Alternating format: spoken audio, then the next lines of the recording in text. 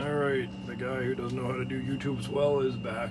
I don't care if I don't do good YouTube, so that's good. Alright, so if you know my other video, we have an open port going through like a 2x2 port that was our chimney escape for our hot water tanks and our furnace when we first moved here years ago.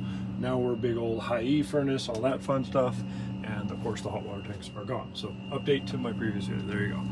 8-inch flex going into a pseudo, as we're waiting for filament to come in for the 3D print to make a nice formed boot to meet up to this, to feed it up. That's been going great. That side's great. We're pulling hot air from upstairs off our wood stove, which again is between 21 and 25, 26 degrees, which is awesome. This thing warms right up. Yeah, it's like 22 degrees on this surface right now. Where before, our sensor from, it was actually in our fresh air for outside, but I don't really care what outside temperature is. I use my actual thermostats. It was never accurate. Anyway, this just hangs in here, so it tells me on my Bryant wall thermostat what my temperature, and it was reading 13 degrees this morning because normally it's like 16.6. But what we had to do is my 12-to-6 reducer going to 6-inch flex, which I will never use again because it is a horrible nightmare to try to connect up to rigid line. We actually wrapped this in aluminum and then we got our tape, and again, yeah, the paint rips off when you take the tape off. It's horrible. So we cut and shaped the 12-inch. Of course, it was a perfect 12-inch circle, and what we did is we cut and contoured the circle to fit, like coming around, because of course the circularness of the tank, it would have had a 1.5-inch gap. So we ended up metal cutting all of this back so it actually fits right on here. We had it down to a like maximum 1mm gap at some parts, and then all we had to do was tape that on. That put the seal against this system. So the grid, again, inside where the fan output is, the grid is 10.25 inches wide. It runs horizontal, and then there's insulation inside that grid, inside the wall of the tank, and it's about 1/4 inch. So really, the fan is a 10-inch output size. So we got a big 12-inch there, so the air comes out, hits about here at direct flow, reduces to a 6. Now in the Rheem catalog instruction manual, it says a reducer can add up to 20 feet of rigid line of resistance. Now going from a big 12 that's way bigger than the opening down to a 6, I can't imagine that. It's a 20-foot resistance. Whatever, we calculated it out, and the 6 goes into our flex. A normal rigid 90 degree equates to 5 feet of rigid length. But now we have flex 90 degree right here, so I call this a 10 just because it's resistive with the flex. Another 10, so we're at 20, 10, 30, plus 10 is 40 right there. Just in this one corner, I've got 40 feet equivalent of rigid line. Then I've got 2 foot of rigid line here, which it's a 3-to-1 ratio, so that's 6 more feet. So that's 46 feet right here. And then we connect our flex line up to our actual solid rigid. We ended up pulling out all the flex inside of this insulation. It was all nice flex. It was actually really good to work with. We pulled it all out. We have our rigid line now inside of that Pinks insulated reflective material from here all the way out. And that's about, that was 5 and 3, that's about 8 or 9 feet. And then our terminator outside the wall, you know, it's your standard little hood vent with the grid inside for anti-rodent.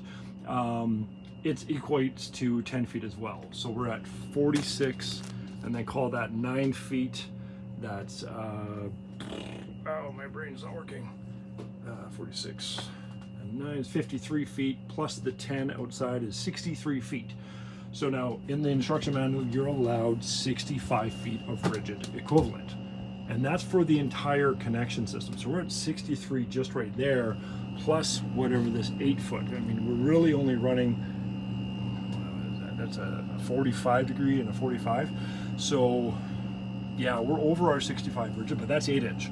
So that allows, I believe it was like 320 feet if it was rigid, or 198 feet of flex 8-inch.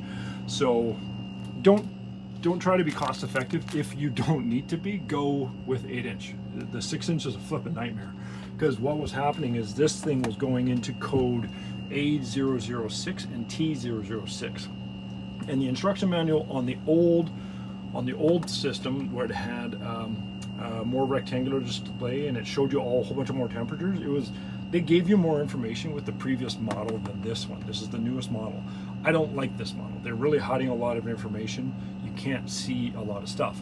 And in the old instruction manual, it says that the suction temperature low, something like that, insufficient suction temperature. And you're thinking that the air temperature is too cold going into the system. That's not what it is. In the old manual, it says that check your ducting for a restriction or blockage. In the old manual. In the new manual, it doesn't say that anywhere. So when you're searching through trying to find stuff, you're not getting the right answer. As soon as I saw that in the old manual, then I was like, oh, my restriction's too high, because I miscalculated. I didn't take in this 20 feet. We had flexi line all through there, so my numbers were astronomical. I totally screwed up. So I don't have room because of my electrical that's so bloody tight. I can't actually fit an 8-inch rigid in there. This is 6-inch solid, and 8-inch flex gets mushed up quite a bit. That's 8-inch as well for my fresh air return. So yeah, if you can go with 8, go with 8, and then you can go flex or rigid. You can go really, really, really far. Then your final reducer down going out the wall could be down to a 6 if you can. If you have to go to a 5, it's quite a bit of restriction when you go down, but it doesn't, if you're running 8, you're okay. So we actually ended up building, one more thing is underneath this. This is aluminum foil from the kitchen, and we ended up using Roxol insulation underneath this to stop the cold air coming off of here. So it's a little crusty looking, and honestly I don't care, but it's a really close look to this. As you see right here, this is our aluminum with our little Roxol underneath, and here, because the insulation inside this, we messed it up. We got it pulled back and it's all screwed up, so it didn't have insulation right here, so we just put a patch on the outside. It's going to just stop the temperature. We're not worried about condensation coming in on this. We run middle northern Alberta, so it's always kind of cold. Yeah, I hope that helps some of you guys. And then again, up here, it goes up to the next the ceiling of the first floor.